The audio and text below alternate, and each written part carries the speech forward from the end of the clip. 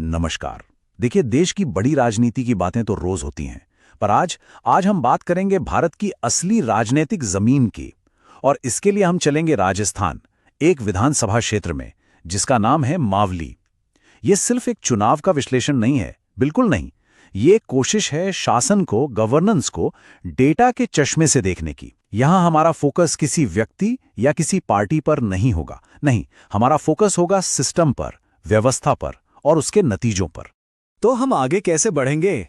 देखें, सबसे पहले तो हम मावली की जमीन को, वहां के समाज को समझेंगे। फिर हम देखेंगे कि वहां के चुनावी आंकड़े क्या कहानी सुनाते हैं। और हाँ, ये भी समझेंगे कि ये स्विंग सीट होती क्या है, इसका मतलब क्या है। और सबसे जरूरी बात, हम सुनेंगे वहां के लोगों की आवाज। और इन सबको मिलाकर आखिर में हम शासन के लिए एक प्रैक्टिकल, एक ठोस रोड मैप पर बात करेंगे। तो चलिए शुरू करते हैं। देखिए, किसी भी जगह की पॉलिटिक्स जो है ना, वो वहां की मिट्टी, वहां के समाज और लोगों की रोजी रोटी से ही निकलती है। तो आइए मावली की इसी नब्ज को पकड़ने की कोशिश करते हैं।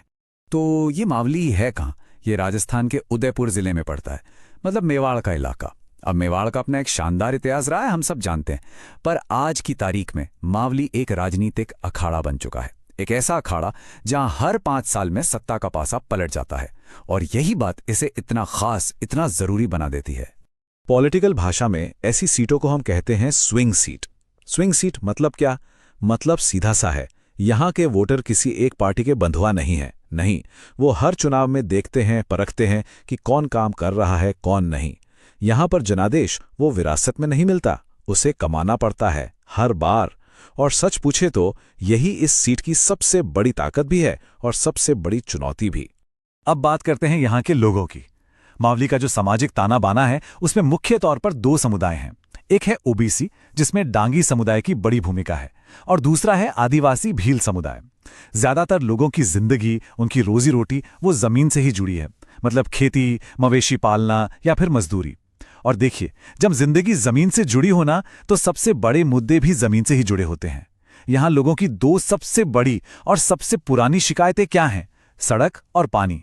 और ये सिर्फ चुनाव के वादे नहीं है, नहीं, ये उनके रोज की जीवन का सवाल है, उनके सम्मान का सवाल है। और हमारे संविधान का भी यही तो मूल भाव है। हर नागरिक को एक गरिमापूर्ण जीवन का अधिकार है। और जब हम सार्वजनिक जीवन में संवाद करते हैं, तो ये हमारी जिम्मेदारी बनती है कि हम तथ्यों के आधार पर एक सूचित और सम्मानजनक बहस करें। लोगों की निजी जानकारी और उनकी सहमति का सम्मान करना, ये हमारे digital personal data protection act का भी आधार है। तो ये तो हुई जमीनी हकीकत की बात। अब जरा इन बातों को आंकड़ों की कसौटी पर रखकर देखते हैं। क्या कहते हैं पिछले चुनावों के नतीजे? ये नंबर सिर्फ हार जीत नहीं बताते, बिल्कुल नहीं। ये तो असल में वोटरों और पार्टियों के बीच की एक लंबी बातचीत है जो दशकों से चल रही है। यहां देखिए, ये एक राजनीतिक पेंडुलम की तरह है जो पिछले 5 चुनावों में इधर से उधर से इधर झूलता रहा है। 2003 में बीजेपी जीती, तो 2008 में कांग्रेस आ गई। फिर 2013 और 2018 लगातार 2 बार बीजेपी, और 2023 में पेंडुलम फिर घूमा और सत्ता कांग्रेस के पास चली गई। अब कुछ लोग कहेंगे ये कंफ्यूजन है, पर ये कंफ्यूजन नहीं है। ये दिखाता है कि मावली का वोटर होशियार है। वो लगातार एक ऐसे नुमाइंदे को खोज रहा है जो जमीन पर काम करे, और जब काम नहीं होता तो वो बदलाव करने से जरा भी नहीं हिचकिचाता। अच्छा, अब जरा और गहराई में चलते हैं, वोट शेयर को देखते हैं। 1998 में देखिए, कांग्रेस ने 50% का आंकड़ा छुआ था, मतलब एक तरफा मैंडेट। फिर 2013 और 2018 में बीजेपी ने 52-53% वोट लेकर वैसी ही एक तरफा जीत हासिल की। पर 2023 में खेल पलट गया। बीजेपी का वोट शेयर सीधा 53% से गिरकर 37% पर आ गया, जबकि कांग्रेस लगभग वहीं की वहीं 38% पर टिकी रही। तो ये जो 16% वोटों का भारी नुकसान हुआ बीजेपी को, यही इस कहानी का सबसे बड़ा टर्निंग पॉइंट है। तो सवाल उठता है, ये 16% वोट गया कहां? और इस सवाल का जवाब इस चार्ट में छिपा है। 2023 में कांग्रेस और बीजेपी के बीच जीत हार का फासला 1% से भी कम था। सोचिए, सिर्फ 0.77%। लेकिन असली कहानी का हीरो कोई और है, तीसरा खिलाड़ी आरएलटीपी, जिसे मिले करीब करीब 16% वोट। मतलब साफ है, बीजेपी का जो पारंपरिक वोट था, उसका एक बहुत बड़ा हिस्सा टूटकर आरएलटीपी के पास चला गया, और इसी ने बीजेपी की पक्की दिख रही जीत को हार में बदल दिया। तो आंकड़ों ने हमें बताया कि क्या हुआ। अब हमें ये समझना है कि क्यों हुआ। देखिए, हर चुनाव के नतीजे के पीछे पार्टियों का जमीनी संगठन होता है, उनकी मशीनरी होती है, उनकी स्ट्रैटेजी होती है। तो चलिए इसी मशीनरी को जरा गौर से देखते हैं। यहां दोनों पार्टियों के संगठन की तुलना करते हैं। एक तरफ बीजेपी, जिसकी सबसे बड़ी ताकत क्या है, उसका मजबूत कैडर, बूथ लेवल तक उसकी जबरदस्त पकड़, और जाहिर है उसके आर्थिक संसाधन। ये एक वेल ऑयल्ड मशीनरी की तरह है। दूसरी तरफ है कांग्रेस, जिसका संगठन खासकर बूथ लेवल पर उतना मजबूत नहीं है। जमीन पर उनकी एक्टिविटी कम दिखती है और डिजिटल दुनिया में भी वो पीछे हैं। तो ये मुकाबला असल में एक मशीनरी और एक पुराने नेटवर्क के बीच का था। तो सवाल यह है कि अगर संगठन इतना कमजोर था तो फिर कांग्रेस ही चुनाव जीती कैसे? भले ही मार्जिन कम था पर जीती तो इसका जवाब कांग्रेस की अपनी कुछ ताकतों में है। पहला, उनके कैंडिडेट पुष्कर लाल डांगी। वो एक पुराना जाना पहचाना चेहरा है, पहले भी जीत चुके हैं। दूसरा, उनका अपना एक पुराना नेटवर्क है जो पर्सनल रिश्तों पर चलता है। तीसरा, गांव के ओबीसी और आदिवासी वोटरों का जो उनका गठबंधन है वो बहुत पक्का है। और चौथी बात, पार्टी का जो वेलफेयर योजनाओं पर फोकस रहता है वो इन लोगों के बीच सीधा काम करता है। ठीक है, पार्टियों की स्ट्रैटेजी, उनका संगठन, ये सब अपनी जगह है, लेकिन डेमोक्रेसी में, लोकतंत्र में सबसे बड़ी अदालत तो जनता की होती है। और असली डेटा क्या है? असली डेटा है लोगों की जरूरतें, उनकी परेशानियां, उनकी उम्मीदें। यही तो तय करती हैं कि जनादेश किस तरफ जाएगा। तो चलिए इन सारे राजनीतिक समीकरणों को एक पल के लिए भूल जाते हैं और ये पूछते हैं कि मावेली का आम आदमी, उसे क्या चाहिए? उसकी असल जरूरत क्या है? आज भी वो कौन सी बुनियादी चीजों के लिए लड़ रहा है? जमीन से जो आवाज आ रही है उसे सुनिए। लोग कहते हैं हमारे कई गांवों ढाणियों तक आज भी पक्की सड़क नहीं है और इस वजह से हम बाजार से, अस्पताल से, सरकारी दफ्तरों से कट जाते हैं। सोचिए, ये सिर्फ एक सड़क की बात नहीं है, ये बात है मौकों से जुड़ने की, विकास से जुड़ने की और सबसे बढ़कर सम्मान की जिंदगी जीने के हक की। इस परेशानी की गहराई को समझने के लिए बस ये एक नंबर काफी है, थोबजी का खेड़ा। इस गांव के लोगों को अपने पंचायत ऑफिस जाने के लिए 10 किलोमीटर चलना पड़ता है। 10 किलोमीटर, जरा सोचकर देखिए। एक छोटे से सरकारी काम के लिए, एक सर्टिफिकेट के लिए उन्हें अपना पूरा एक दिन, अपनी एक दिन की कमाई सब गंवाना पड़ता है। ये सिस्टम की नाकामी नहीं तो और क्या है?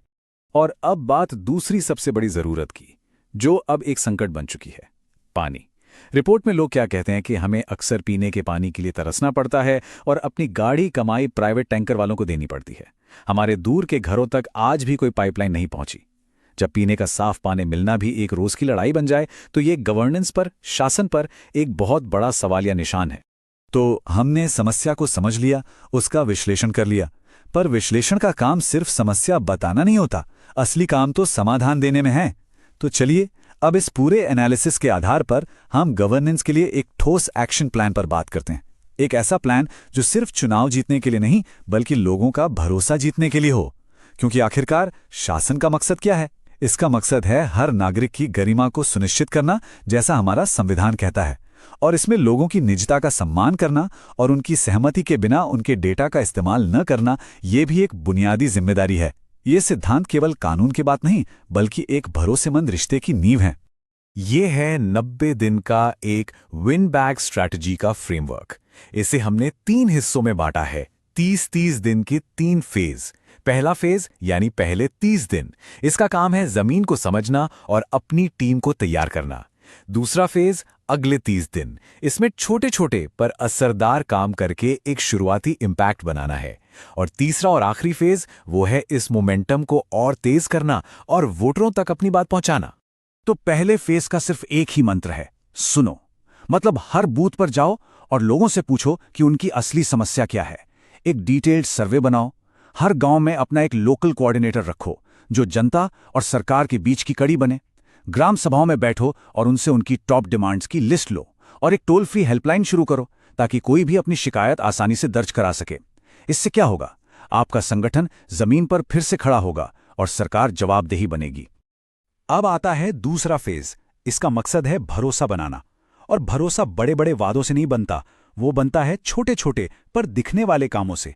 जैसे एक सड़क ठीक करवा दी, एक हैंडपंप लगवा दिया या एक पानी की टंकी बना दी। अधिकारियों के साथ मिलकर गांव में समाधान कैंप लगाओ ताकि काम फटाफट हो। पॉलिटिकली उन लोगों तक पहुंचो जो आरएलटीपी के साथ गए थे, क्योंकि वो भी तो सिस्टम से नाराज थे। और साथ ही साथ #मावली नीड्स जैसा कोई सोशल मीडिया कैंपेन चलाओ ताकि ये आवाज और भी बुलंद हो। और फिर आता है आखिरी फेज, तीसरा फेज। इसमें पूरा जोर कम्युनिकेशन और एक्टिविटी पर है। जो भी काम किए हैं उन्हें लोकल मीडिया और छोटी छोटी रैलियों के जरिए हर एक तक पहुंचाओ। दूर के गांव तक पहुंचने के लिए मोबाइल वैन का इस्तेमाल करो। इलेक्शन वाले दिन के लिए अपने बूथ कैप्टन्स को अच्छी तरह ट्रेन करो। और फिनाले कैसा होना चाहिए? एक 360 डिग्री कैंपेन जिसमें आप लोगों से मिल भी रहे हैं और उनकी समस्याओं को हल भी कर रहे हैं। संदेश बिल्कुल साफ जाना चाहिए, ये राजनीति सेवा के लिए है, सिर्फ वोट के लिए नहीं। तो मावली की ये पूरी कहानी, ये पूरा विश्लेषण हमें एक ही सच पर लाकर खड़ा करता है, और वो सच ये है कि अगर आपको एक लंबा और टिकाऊ जनादेश चाहिए तो उसका रास्ता सिर्फ और सिर्फ एक है, गुड गवर्नेंस, यानी सुशासन। चुनाव शायद नंबरों का खेल होगा, पर शासन वो लोगों की जिंदगी बेहतर बनाने की जिम्मेदारी है। तो असली सवाल ये नहीं है कि अगला चुनाव कौन जीतेगा, नहीं, असली सवाल ये है कि मावली के लोगों की जिंदगी को बेहतर कौन बनाएगा। अगर आप एक जन केंद्रित नेता बनना चाहते हैं और अपने निर्वाचन क्षेत्र का उत्थान करना चाहते हैं तो blueprintstrategies.ai से mgr@blueprintstrategies.ai पर संपर्क करें या 08042041602 पर कॉल करें। राजनीति से परे एक उद्देश्य।